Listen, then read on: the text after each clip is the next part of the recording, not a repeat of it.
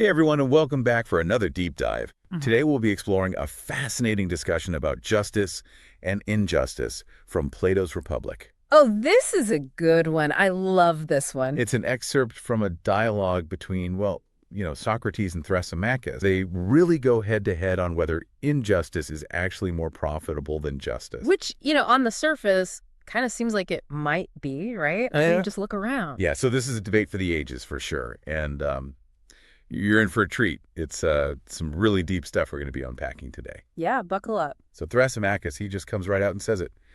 Like a life of injustice, when done well, Skillfully. skillfully, yeah, it leads to more happiness and well-being than a life of justice. It's a bold claim. It is. It's like he's saying if you're smart enough, cunning enough, you can just disregard all the rules and come out on top. Right. And for him, the key is virtue. Both Socrates and Thrasymachus see life as this art, right? Where virtue is like the skill of achieving happiness. They agree on that much. The fireworks start when they try to define what happiness actually means. So is Thrasymachus saying that virtue is tied to being superior to other people in character and intelligence? Exactly. He's not just saying be a good person or be a bad person. He's saying true virtue is about being able to outsmart everyone else, to manipulate things so you get what you want. That's a pretty cynical view. It can seem that way, but remember, he's coming at this from a place where success equals happiness. Okay. So for him, a truly virtuous person is someone who can navigate the world, even if it means bending the rules, to get what's best for themselves. But Socrates, he doesn't let that slide, right? Yeah. He pushes back, dissects Thrasymachus' whole argument. He does. He really breaks it down into 3 key points. Okay, let's hear him. First, are unjust people truly superior in character and intelligence? Second, is injustice really a source of strength? Okay. And finally, the big one, does injustice actually lead to happiness? All right, so how does Socrates tackle that first point about the character and intelligence of unjust people? Oh, he's brilliant here. He uses this analogy of a musician. Just like a musician trains their ear to hear perfect pitch, a just person strives for this moral measure of rightness. So a just person isn't just following the rules blindly. They're trying to understand what's truly right. Exactly. They're seeking a deeper wisdom, a true virtue. Okay, I like that. What about the second point? The idea that injustice equals strength. Socrates argues that injustice actually breeds division and conflict. He uses examples of states, armies, even gangs of thieves to show that when everyone's looking out for number one, the whole system crumbles. So even if you get some short-term gains through injustice, ultimately it creates instability. It undermines any chance of real, lasting success. Exactly. It's like building a house on sand. It might look good for a while, but it's not going to last. That's a great way to put it. And Socrates doesn't stop there. Oh, no. He takes it further and says that injustice doesn't just harm groups, it harms individuals too. It fragments the soul, creates this inner turmoil that makes it impossible to act effectively. Oh, so this internal disharmony, this lack of alignment within a person, that's what actually prevents them from achieving true success. Precisely. And there's one more layer that Socrates adds. He says that injustice creates enmity with the gods. Whoa, okay, so now it's not just about social or personal well-being. Now we're talking cosmic consequences. It seems so. All right, so now we're at the crux of it, the link between justice, injustice, and this idea of happiness.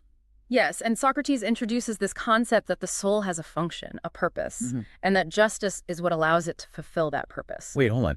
Isn't this idea of a just soul kind of vague? Like, how do we even know what that looks like in real life? Well, I get it. It can seem abstract. Yeah. But remember, Plato's goal here is to get us thinking.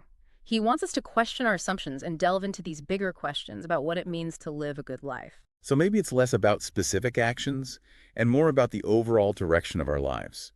Like, cultivating a disposition where we try to do what's right, even when it's hard. Exactly. It's about aligning our lives with what we believe is good and just, even when it's challenging. And that, I think, is a challenge worth taking on. Absolutely. But there's still so much more to unpack here. With Socrates saying that the soul has a purpose and that justice helps us fulfill that purpose. But how do we connect these philosophical ideas to our actual lives? Right, because living a just life, it can't just be about memorizing a set of rules, right? Exactly. Socrates isn't saying we need to become like monks or something, renouncing all worldly desires. Okay, good, because I like my stuff. Me too. But he is cautioning us against being ruled by our desires, especially those desires that might lead us to harm others. So, not denying our desires altogether, but being aware of them, understanding how they might lead us down a path of injustice. Exactly. Cultivating that self-awareness and self-control, making choices that align with our values, even when they're tough.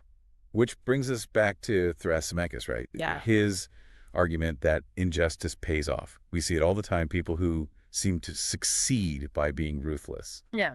How does Socrates address that? He doesn't ignore it. He actually acknowledges that injustice might seem advantageous in the short term, but he insists that any gains you make through injustice come at a cost. It's like a spiritual corrosion. It eats away at your happiness. So you might have all the wealth and power, but you're still miserable inside because your soul's out of whack. That's the idea. Socrates uses this image of a soul that's in turmoil. It's fragmented, constantly at war with itself because of these conflicting desires. It's like even if you get away with something, there's still that nagging feeling inside, like you know you did something wrong.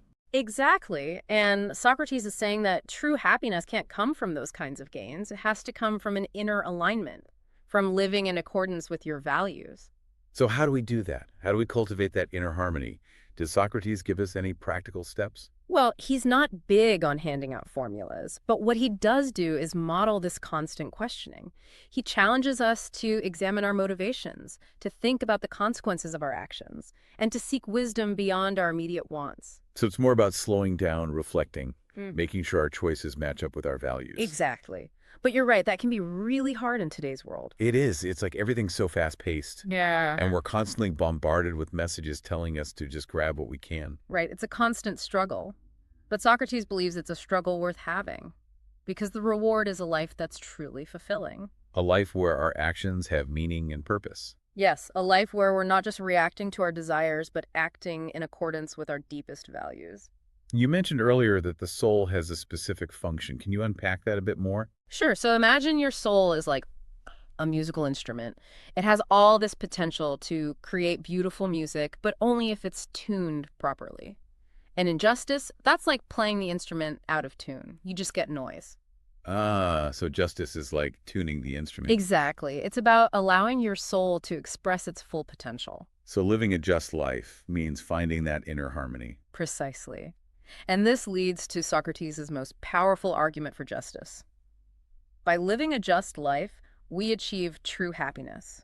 Not because we deny ourselves pleasure, but because we're living in accordance with the purpose of our souls. Okay, but I know some people are going to push back on that. Like, what about those situations where you have to compromise your values just to survive? You're right. The world isn't always black and white. Right. Socrates lived in a complex world, just like we do. But I think he would argue that even in those tough situations, we should try to make choices that align with our values as much as possible. So it's not about finding a perfect solution every time, but about making a conscious effort to live according to what we believe is right. Exactly. And that ongoing effort, that striving toward justice, that's what gives life meaning. It's not about reaching some end goal. It's about the journey. That's a great way to put it. And I think Socrates would also say that we're not alone in this journey.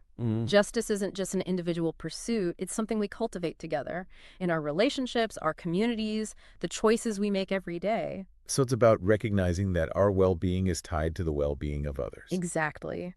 And that by working toward a more just world, we're creating a better life for everyone, including ourselves. That's a powerful message. It gives me hope, even in the face of so much injustice in the world. It should, because it reminds us that we have the power to choose a different path, to make a difference. To contribute to a world where justice and fairness actually prevail, instead of just being ideals. Exactly. So we started this conversation asking how to cultivate justice. Big question. And I don't think there's one simple answer, but maybe it starts with this: continuing the conversation, examining our beliefs, making conscious choices, and working together to create a world that reflects our values.